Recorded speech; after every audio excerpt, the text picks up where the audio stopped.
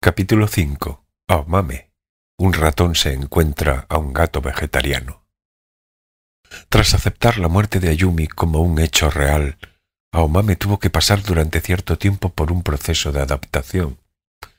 Entonces echó a llorar, se cubrió el rostro con ambas manos y lloró en silencio, de tal forma que los hombros solo le temblaban ligeramente.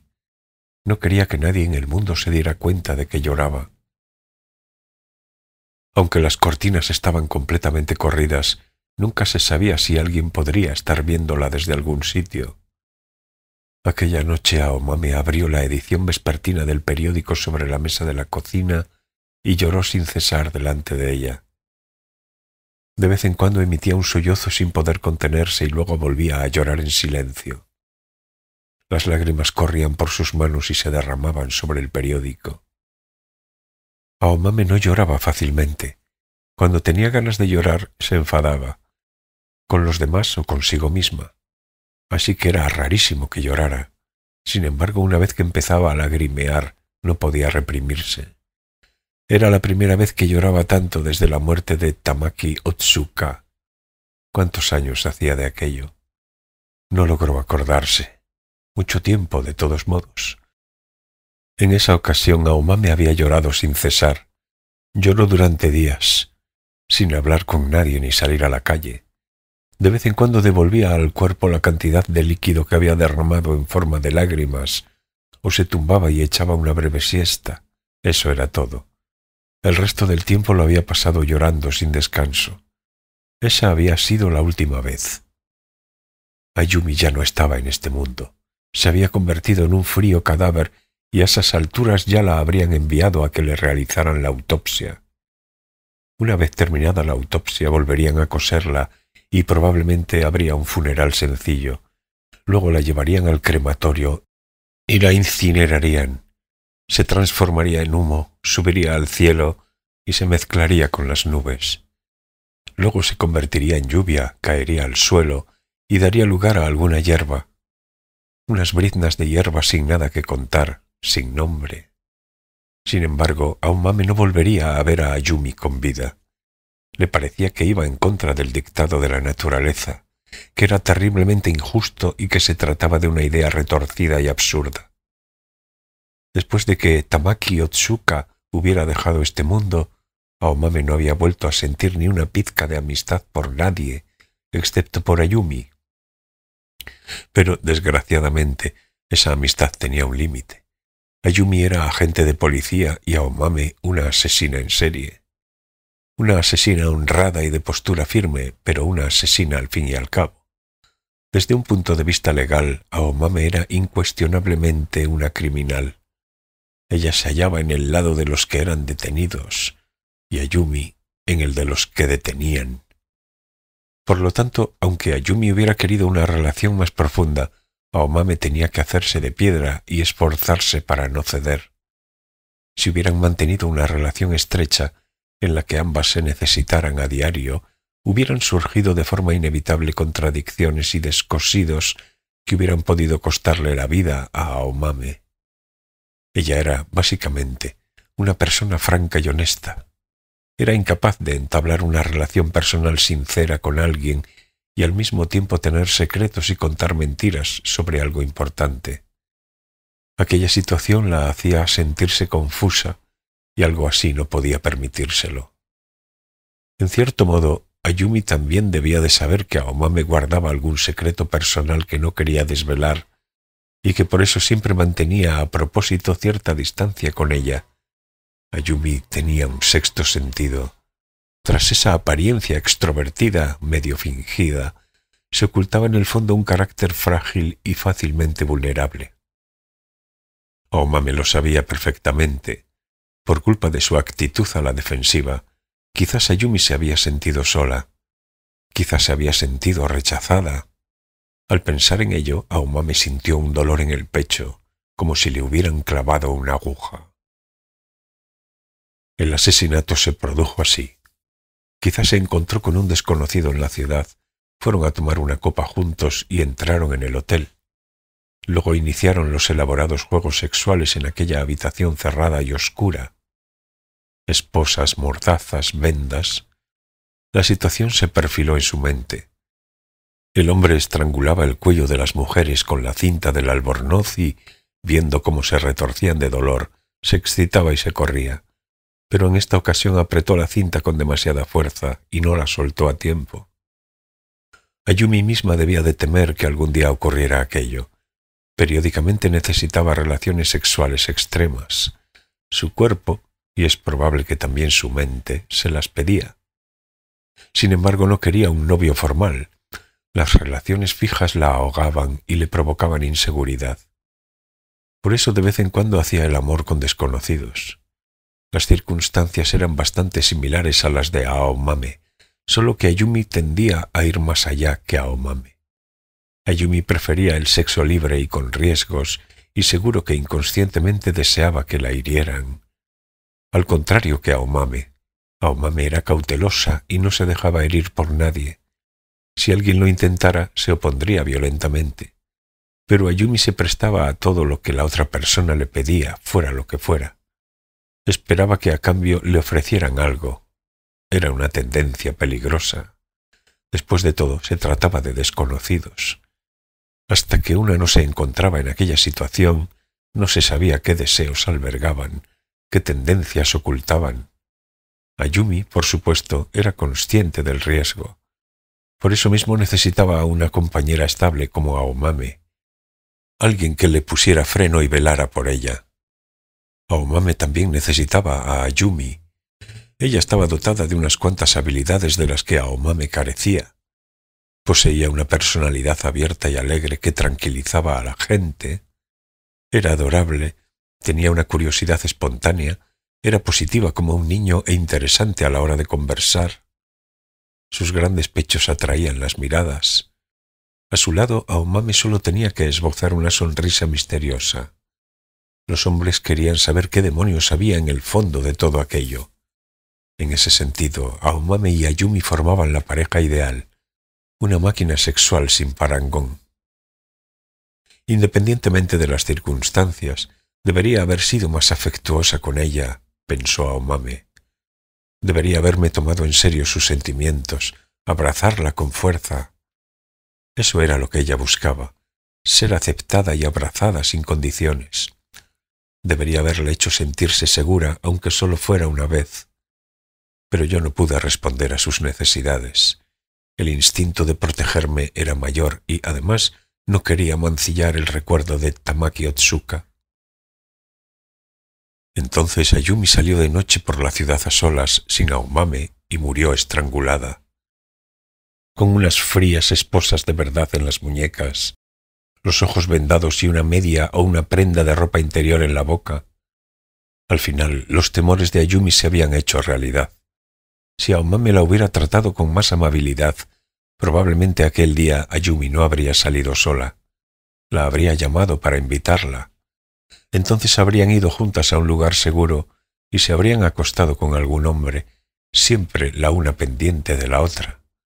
Pero quizás Ayumi no había querido molestar a Aomame. Además, Aomame no la había llamado para invitarla ni una sola vez.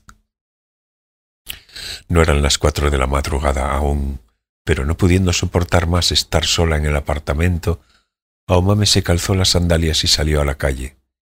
Entonces dio una vuelta sin rumbo fijo por la ciudad de madrugada, vestida con unos shorts y una camiseta sin mangas. Alguien la llamó, pero ella no se volvió. Como le entró sed mientras caminaba, se acercó a un pequeño supermercado abierto las 24 horas, compró un tetrabric grande de zumo de naranja y se lo bebió en el sitio. Luego regresó al apartamento y estuvo llorando durante un buen rato. Ayumi me gustaba, pensó. Esa chica me gustaba más de lo que yo creía. Si quería tocar mi cuerpo, ojalá la hubiera dejado tocarme donde quisiera y como quisiera. En el periódico del día siguiente apareció una noticia cuyo titular rezaba: «Agente de policía estrangulada en un hotel de Shibuya».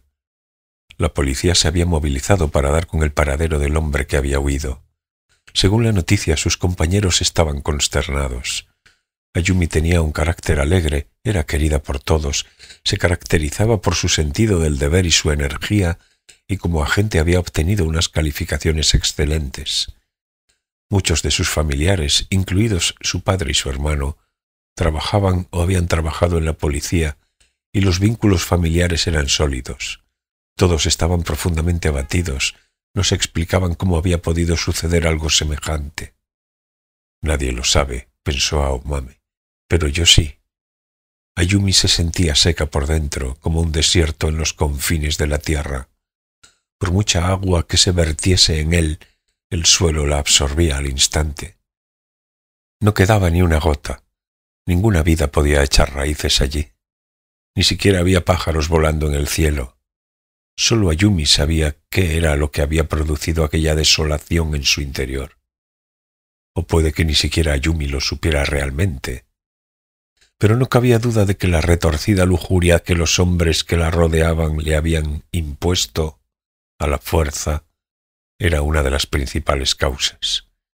Había tenido que curtirse a sí misma para tapiar los bordes de esa carencia fatal. Si se la despojara del decorativo ego que había creado, solo quedaría un vacío abismal y la intensa sequedad que éste producía. Por mucho que intentara olvidarlo, ese vacío la visitaba regularmente. Ya fuera en una tarde lluviosa en la que se encontraba sola o al amanecer, al despertar después de haber tenido una pesadilla.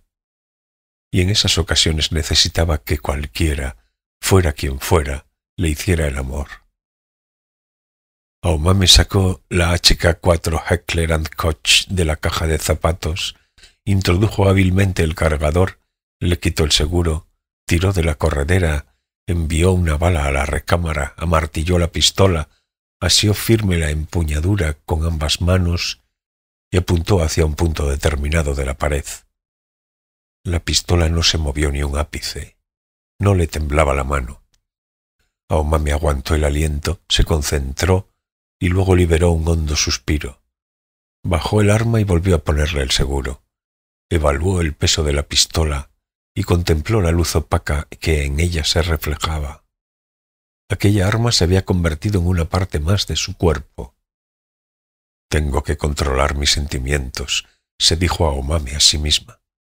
Si castigara al tío y al hermano de Ayumi, ellos probablemente ni siquiera entenderían el porqué. Además, haga lo que haga ahora, Ayumi ya nunca volverá.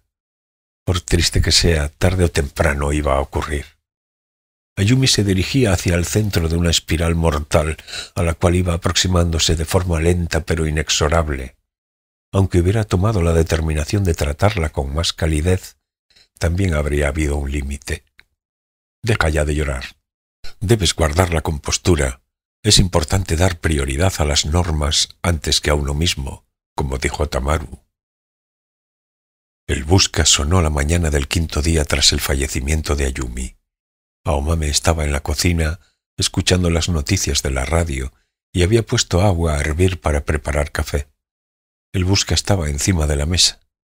Miró el número de teléfono que aparecía en la pequeña pantalla.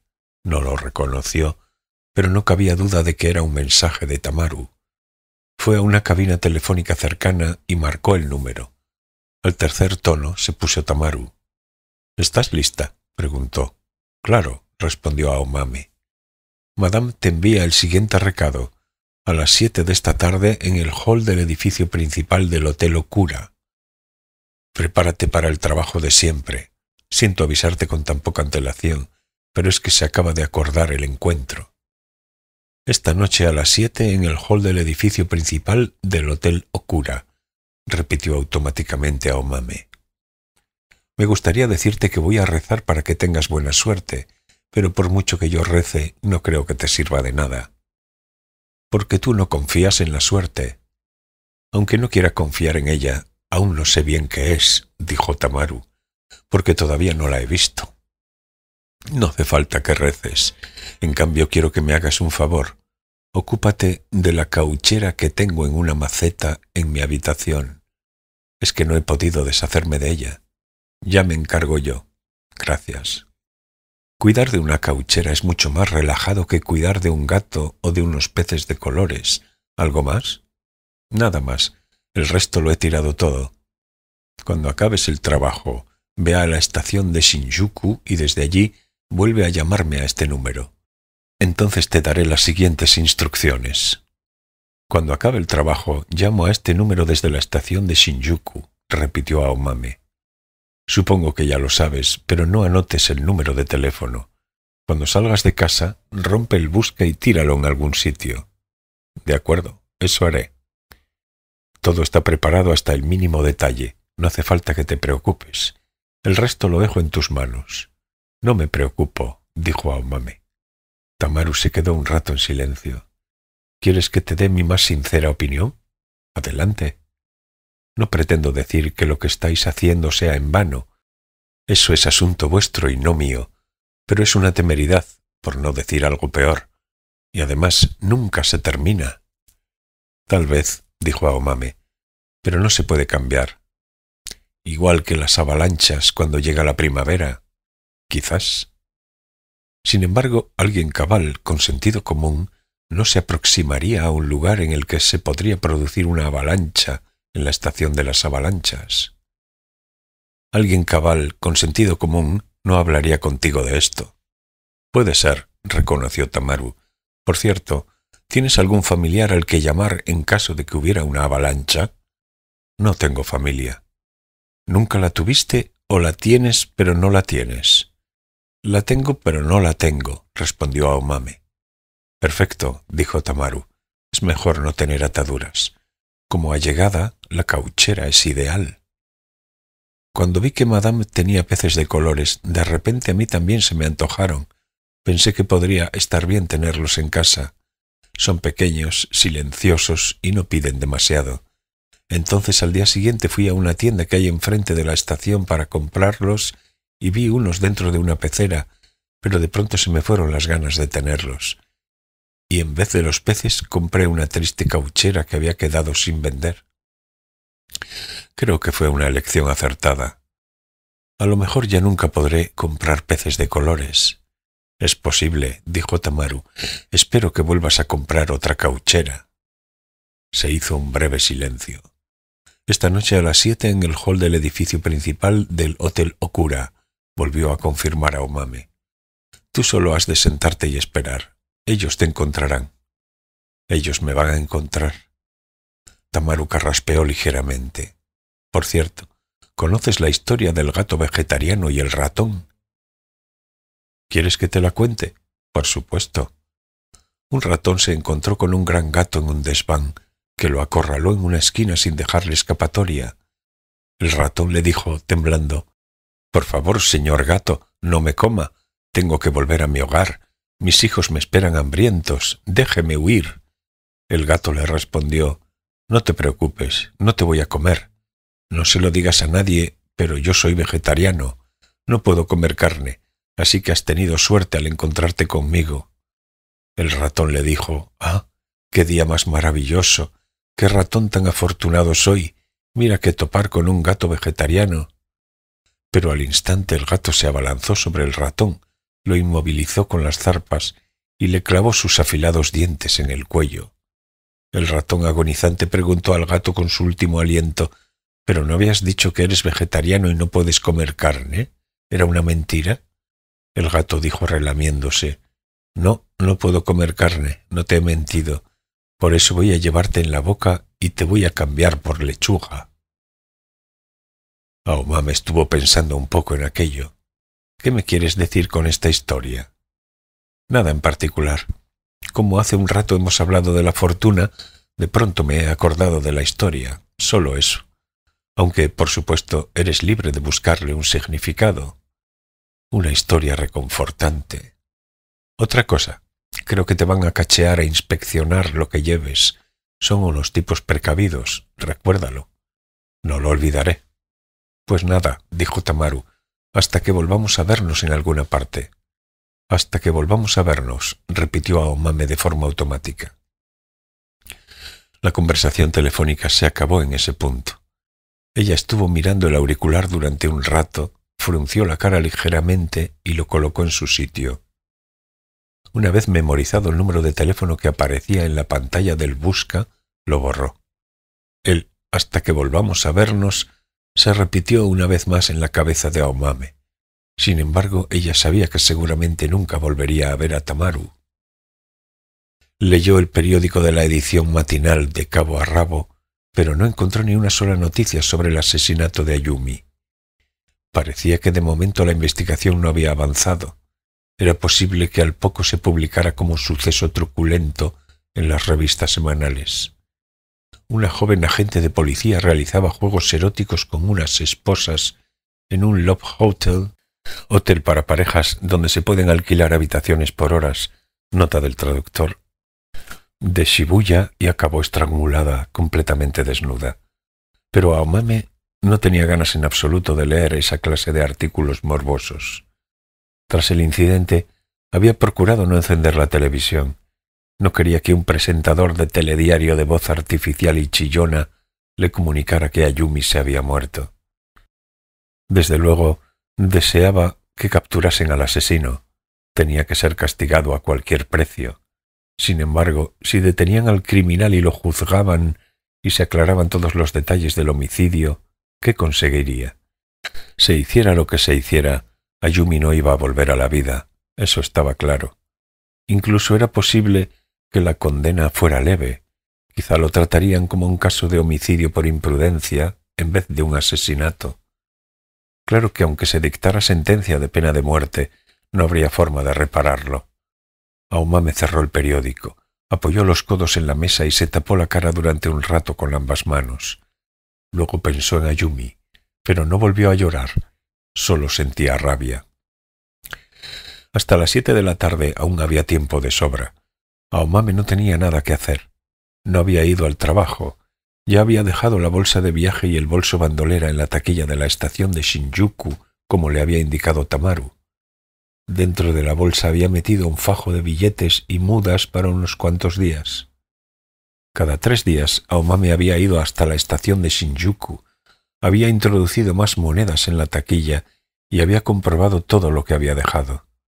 No hacía falta que limpiara el piso y tampoco podía cocinar porque la nevera ya estaba prácticamente vacía. Aparte de la cauchera, dentro del piso casi no quedaba nada que oliera a vida. Se había deshecho de todo aquello que revelara alguna información personal. Todos los cajones estaban vacíos. Mañana ya no estaré aquí, no quedará ni rastro de mi presencia. Había doblado la ropa que llevaría esa noche y la había amontonado sobre la cama. Al lado había una bolsa de deporte azul. En la bolsa llevaba todo lo necesario para los estiramientos. Aomame volvió a inspeccionarla por si acaso. Un chándal, una esterilla para yoga, una toalla pequeña y el estuche rígido que contenía el fino picahielos. Estaba todo. Sacó el picahielos del estuche, le quitó el corcho y comprobó que la punta estaba bien afilada tocándola con la yema del dedo. Con todo, por si las moscas, la aguzó ligeramente con la piedra de afilar más fina que tenía. Se imaginó la aguja penetrando en un punto preciso de la nuca del hombre, sin hacer ningún ruido, como si fuera absorbida. Todo terminaría en cuestión de segundos, como siempre. No habría gritos ni derramamiento de sangre, solo ese espasmo momentáneo. Aomame volvió a clavar el corcho en el extremo de la aguja y la guardó con cuidado en el estuche. A continuación sacó de la caja de zapatos la Heckler & Koch envuelta en la camiseta e introdujo con maña en el cargador las 7 balas de 9 milímetros. Envió una bala a la recámara con un ruido seco. Quitó el seguro y volvió a ponerlo. Luego la envolvió en un pañuelo blanco y la metió en un neceser de plástico. Colocó por encima la ropa interior de repuesto para que la pistola no se viera. ¿Le quedaba algo por hacer? No se le ocurrió nada. Aomame fue a la cocina y se preparó café con el agua hirviendo. Se sentó a la mesa, bebió café y se comió un croissant. Posiblemente este sea mi último trabajo, pensó Aomame, y además el más importante y más complicado. Una vez cumplida esta misión, no tendré que volver a matar a nadie. No se resistía a perder su propia identidad. En cierto sentido, incluso lo hacía de buena gana. No sentía apego ni por su nombre ni por su rostro, y no recordaba nada del pasado que le diera pena perder. Un reajuste vital. Quizás era eso lo que estaba esperando con ansia. Aunque suene extraño, lo único que no quería perder, a ser posible, era aquel par de pechos más bien escasos.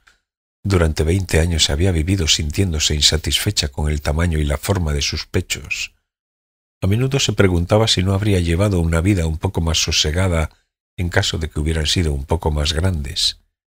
Sin embargo, cuando le habían ofrecido la oportunidad de cambiarlos de tamaño, era una opción necesaria, se dio cuenta de que no lo deseaba. No le importaba que se quedaran tal cual. Así estaban bien. Se tocó ambos pechos por encima de la camiseta sin mangas. Eran los pechos de siempre. Tenían forma de masa de pan deshinchada en la que se habían equivocado al medir los ingredientes. Además, eran de diferente tamaño. Aomame agitó la cabeza hacia los lados. Pero no importa, yo soy así. ¿Qué me quedará, además del pecho? Los recuerdos de Tengo, por supuesto, el tacto de su mano, ese intenso estremecimiento del corazón, el ansia de hacer el amor con él. Aunque me convirtiera en otra persona, no podrán hacer que deje de pensar en él. Esa es la principal diferencia entre Ayumi y yo, pensó Aomame. En el centro de mi ser no hay un vacío. No es un lugar desierto e insulso. En lo más hondo de mi ser hay amor. Seguiré pensando en aquel niño de 10 años llamado Tengo, en su fuerza, su inteligencia, su amabilidad. Él no existe aquí, pero un cuerpo inexistente nunca decae y las promesas no realizadas no se pueden romper. El Tengo de 30 años que Aomame llevaba en su interior no era el Tengo real. No era más que una hipótesis. Probablemente todo había surgido de su imaginación. Tengo seguía conservando su fuerza, su inteligencia y amabilidad. Además, ahora tenía unos brazos gruesos de adulto, un pecho robusto y unos genitales recios. Él siempre estaba a su lado cuando lo deseaba. La abrazaba con fuerza, le acariciaba el pelo y la besaba. La habitación en donde se encontraban siempre estaba a oscuras y Aomame no podía verlo. Solo veía sus ojos. Podía ver sus cálidos ojos en medio de la oscuridad. Echaba un vistazo dentro de ellos y en lo más hondo veía la imagen del mundo que él contemplaba. Si de vez en cuando Aomame se moría de ganas por acostarse con hombres, era porque quería mantener lo más puro posible al Tengo que criaba en su interior. Al entregarse a la lujuria con desconocidos, quería liberar su cuerpo del deseo que se apoderaba de ella. Quería pasar un rato de intimidad a solas con Tengo, sin ninguna molestia, en el mundo calmo y silencioso que la acogía tras aquella liberación. Seguramente eso era lo que Aomame deseaba. Aomame se pasó unas cuantas horas de la tarde pensando en Tengo. Se sentó en la silla de aluminio que había colocado en su pequeño balcón, miró hacia el cielo y pensó en Tengo mientras prestaba atención al ruido de los vehículos y agarraba con los dedos de vez en cuando una hoja de la pobre cauchera. Todavía no se veía la luna. Saldría dentro de unas horas. ¿Dónde estaré mañana a estas horas?, pensó Aomame. No tenía ni idea, pero aquello era trivial comparado con el hecho de que Tengo existía en aquel mundo. Aomame regó por última vez la cauchera y luego puso la sinfonieta de Janáček en el tocadiscos. Se había deshecho de todos los discos que poseía y solo había dejado este. Cerró los ojos y se concentró en la música. Entonces se imaginó el viento atravesando las praderas de Bohemia. Pensó en lo maravilloso que sería poder caminar por aquel lugar con Tengo. Los dos iban agarrados de la mano. El viento soplaba y la hierba verde y blanda se mecía en silencio al compás. Aomame sentía la tibieza de la mano de Tengo en su propia mano. La imagen se fue fundiendo serenamente, como en los finales felices de las películas. Luego Aomame se tumbó en la cama y durmió media hora acurrucada. No soñó. Era una siesta que no requería sueños. Al despertarse, las agujas del reloj marcaban las 4:30. Con la mantequilla y los restos que le habían quedado en la nevera, se preparó unos huevos con jamón. Bebió zumo de naranja directamente del Tetra Brick. El silencio posterior a la siesta era curiosamente pesado. Al encender la radio, sonó un concierto para instrumentos de viento-madera de Vivaldi. El flautín realizaba un trino alegre como el gorjeo de un pajarillo. A Omame le pareció que aquella música había sido compuesta para enfatizar lo irreal de la realidad. Tras recoger el plato y los cubiertos, se dio una ducha y se puso la ropa que había dejado preparada desde hacía semanas para aquel día. Era ropa sencilla y que permitía libertad de movimiento. Unos pantalones de algodón azul claro y una blusa de manga corta blanca sin adornos. El pelo lo llevaba recogido y suelto con una pinza. No llevaba ningún tipo de accesorio. La ropa que había vestido hasta ese momento, en vez de tirarla a la cesta de la colada, la metió en una bolsa negra de basura. Luego Tamaru se encargaría de deshacerse de ella. Se cortó las uñas bien cortadas y se lavó los dientes con calma. También se limpió los oídos, se depiló las cejas, se embadurnó la cara con un poco de crema y se echó un poco de colonia en el cuello. A continuación, examinó su cara delante del espejo desde diferentes ángulos y comprobó que no había ningún problema. Luego cogió la bolsa de deporte con el logo de Nike y salió del piso. Delante de la puerta se dio la vuelta por última vez y pensó que ya nunca volvería allí. Entonces el apartamento le pareció más deplorable que nunca. Era como una cárcel que solo se podía cerrar desde dentro. No tenía ni un cuadro, ni un florero. Lo único que quedaba era la cauchera que había comprado rebajada en vez de los peces de colores y que había dejado en el balcón. No podía creer que hubiera vivido en aquel lugar durante años sin sentir ningún tipo de descontento o albergar dudas. «Adiós», dijo en voz baja. No se despedía del piso, sino de sí misma.